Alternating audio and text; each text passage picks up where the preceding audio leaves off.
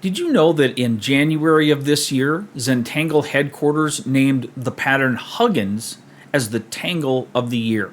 It's a widely popular tangle, very flexible in its use and application, and quite easy to draw. But I bet you've never seen it used in the way that we're going to in this session. And leaning heavily into my science fiction tendencies, we're going to use the Huggins pattern as the foundation to draw a fantastical contraption.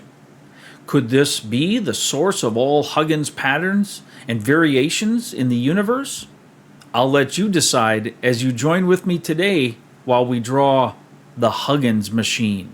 As we get started on our project today, let's take a quick moment and review the essence of the Huggins pattern. Huggins is in essence a pattern that is comprised of ribbon shapes that are interwoven together. And the basic pattern, in its simplest form, is drawn on a grid of orbs. And then we used curved lines that connect to these orbs to create ribbon shapes. So there is the most basic shape of Huggins. And then by alternating the direction and placement of our curved lines, we create other ribbon shapes that appear as though they are woven together to create the full pattern effect.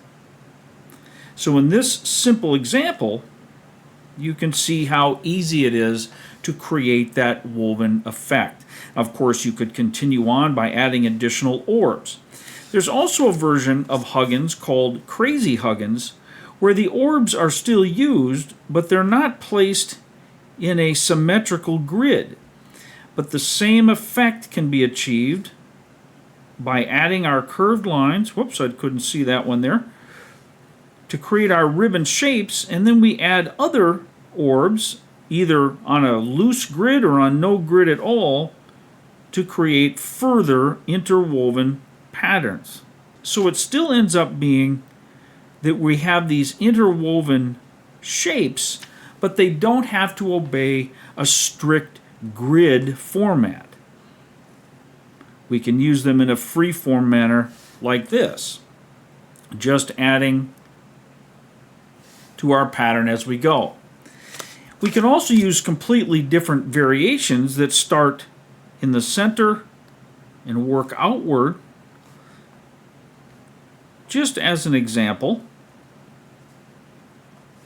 so here we can create these same shapes, but they're connecting to a central orb with those curved lines. And then we connect these orbs together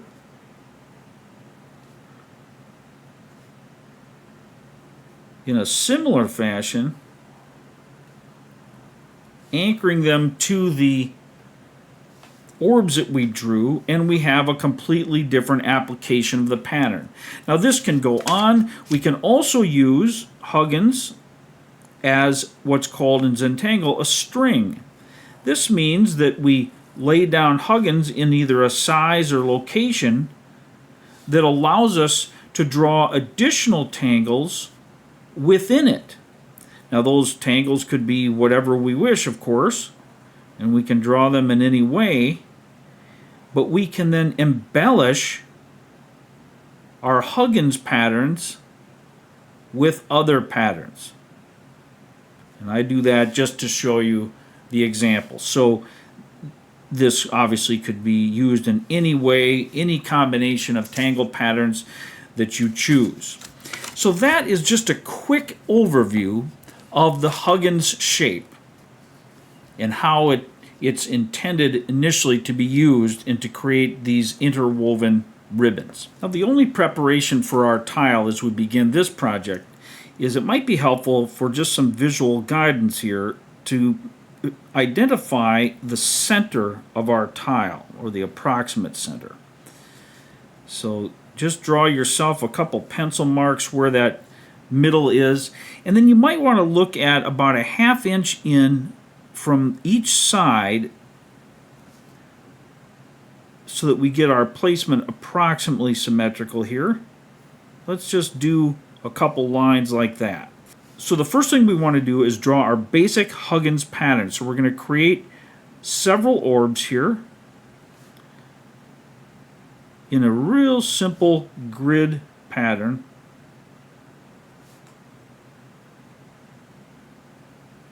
And now we'll connect these to make our first Huggins ribbon shape. So we'll put those curved lines there, and then we'll add our curved lines on the inside. Just like that. Now, we want to go up a little bit, about to where that line is, maybe just on the outside of the line, depending where you drew it, and slightly higher, and we'll create another orb. And now we'll do the same, but slightly lower over here. And now we'll connect those orbs into our ribbon.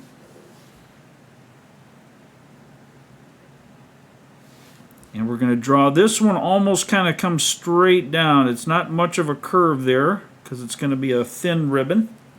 And now we want to do something very similar over on this side.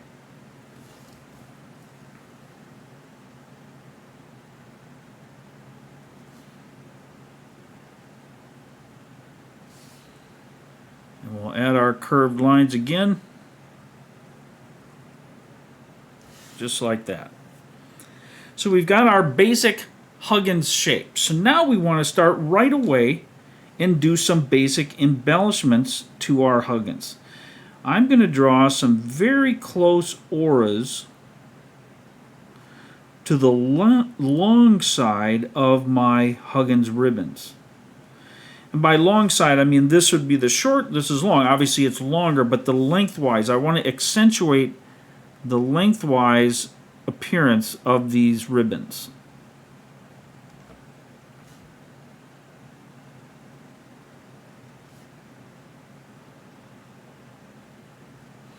So just some simple things there. Now we'll rotate the tile and do the same thing for this one.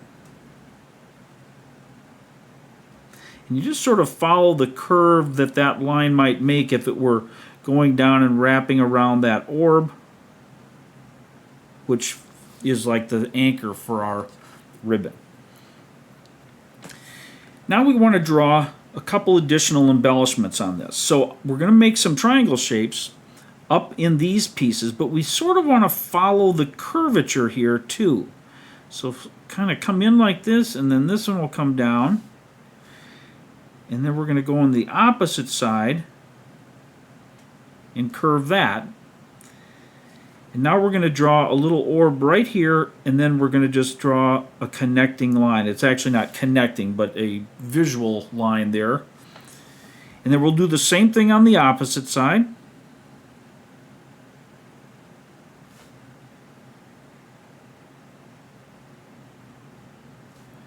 Draw that center orb. A couple little embellishing lines like that. And now we want to draw some fine lines in here in these triangle pieces. I'm going to zoom in for you. In fact, I'm going to switch my pen to a little bit finer pen. I'm going to use an 01 here for a moment. And I'm going to follow this line almost like I'm creating auras, but I just want to make really thin little lines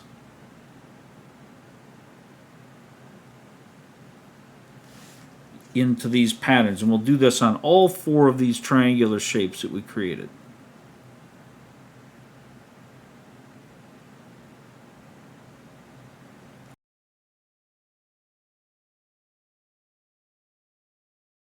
Now we need to embellish our centerpiece with some similar details. We're going to create these little triangular pieces just like in the other one, but maybe a little smaller. We don't want to take up so much of our piece here because we're going to do something in the center. We want to draw a little rectangle shape. So I would recommend drawing a couple lines on each side there, and then just connect those lines. Is probably the easiest way to get that somewhat where you want it. And now within these two triangles, we simply want to draw a line with an orb, and we'll do the same over here, and a line with an orb. So we have that. Now we're going to add another tangle here real quickly to this piece, just as we're going to use it as an embellishment. So if you haven't drawn this tangle before, you get a bonus learning one here. We're going to draw a straight line kind of coming from these points almost and right over to there. And then we draw a zigzag line that intersects that straight line. And this is a tangle pattern called rain. Now rain can be used in a variety of different ways.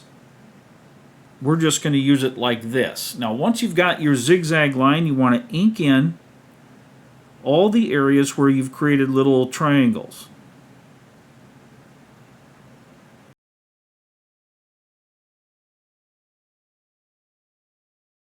The last part of rain is that we create a very thin aura that follows this outer pattern.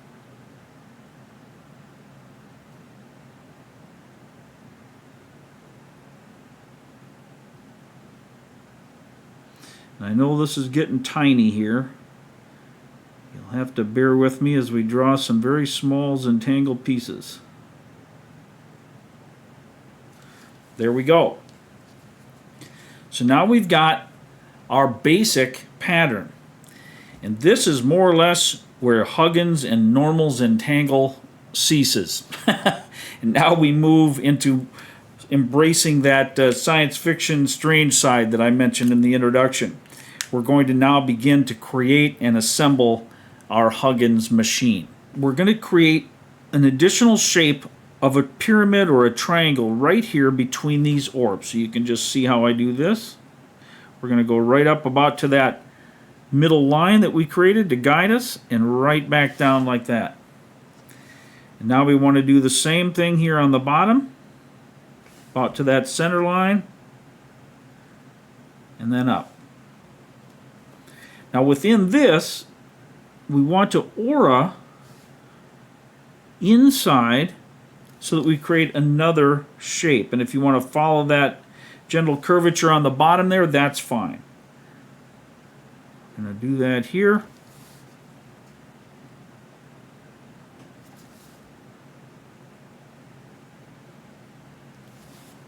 So we end up like this. Now, we need to draw some additional curves here. We're going to be assembling our contraption. So from here, we're going to draw a line that curves up and connects here. And you can just sort of see how I do this. It's nothing difficult or fancy. But we want to draw it out far enough so that we can get a shape like this. Now we want to do something similar on this side. So we're going to come up, connect, like that. Now on these, we're going to draw some additional curves. I want you to think of facing so this is the center, if you will, and this is the outside of our shape, right? So going toward the center, we want to make some gentle curves on this line.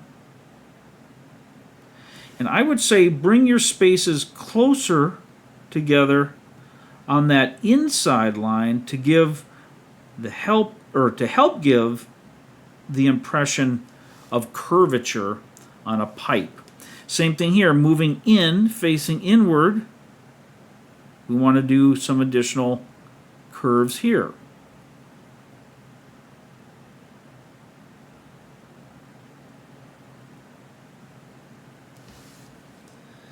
All right, once we have that, we need to do a little bit of embellishing on these lines now.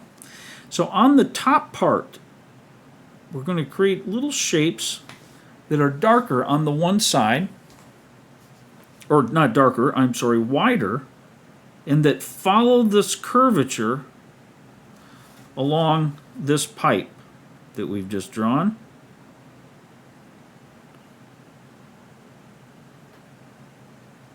Just like that. And we might even have one sneaking out here. Now on the bottom, up a little ways in, we just want to create a small little dash like this.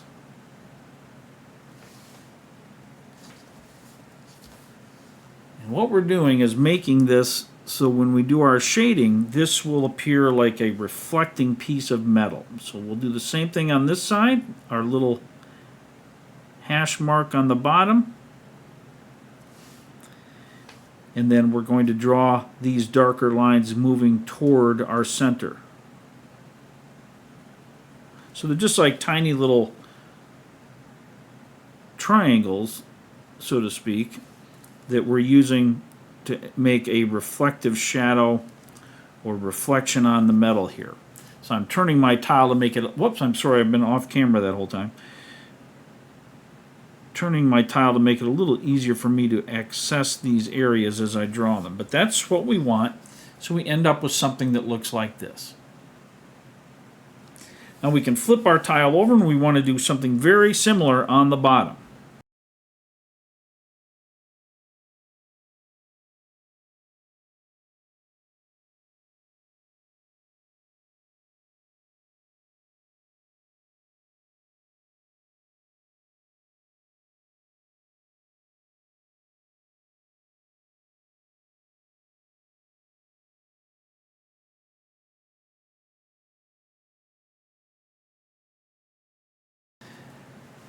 Now we have to fill in this area here with a little flame looking piece. Now let me just grab my post-it and show you what I'm talking about. So we want to draw flames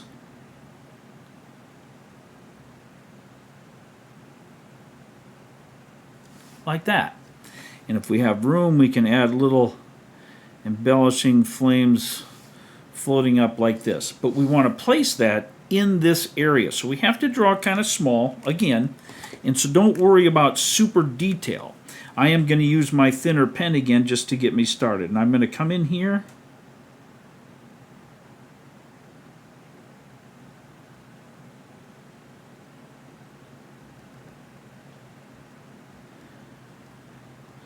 Just like that. And now I'm going to add a little bit of an embellishment here, and maybe here, just very tiny, and then some little indicators that will give us some sense of flame and fire motion. Down here, we have to add another tangle. Now there's a tangle called, I'll show you here, called Bronx Cheer, which is used in a really fun way in Zentangle. We'll use that someday in a pattern. But it's little orbs that are filled in all but a tiny little white spot where there's a reflection. I'm not doing this very well here off the cuff, but we create little bundles of that orb, and it looks like little berries, and then they can be used even to cover up our quote-unquote mistakes and so on. So we're going to do something similar here. Although technically it is not Bronx Cheer, I want to use that idea, and we're going to create a little pile of square or octagonal or octagonal, depending on your preferred pronunciation, or hexagons, something like that, and inked in with leaving a white piece. We just want small non-round shapes, just little chunky looking shapes, almost like we're making some pieces of coal down here or some kind of solid fuel that's used in our Huggins machine. We just want to make a bundle of these things down in here. And so we're using a similar pattern, something like Bronx Cheer, but it's not exactly that idea. Inking in the one side and making this little pile of these shapes. And when you're working this small, you don't have to worry about super precision. We're giving an impression of a shape, an impression of a substance down here, not necessarily trying to make it convincing in great detail.